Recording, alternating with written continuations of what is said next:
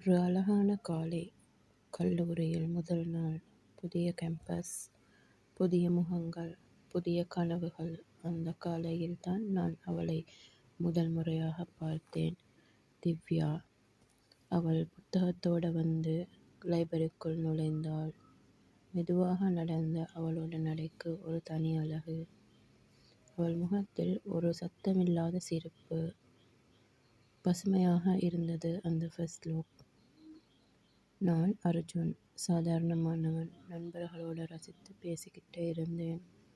ஆனால் அந்த கணம் என் கவனமெல்லாம் ஒரே பாதையில் சென்றது. அவளின் பார்வையில்.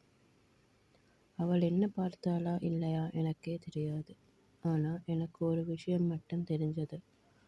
அவளோட முகத்தை மறக்கவே முடியாது. அந்த நாள் முடிந்த பிறகு என் மனசில் ஒரு கேள்வி மட்டும் மீண்டும் மீண்டும் வந்தது. அவள் யார்? அவளுடைய பெயர் என்ன? அந்த நாளில் அவளும் என்னை கவனிச்சிருக்கிறாளா? எனக்கே தெரியல. ஒரு புதிய பக்கம் என் வாழ்க்கையில் துவங்கியது.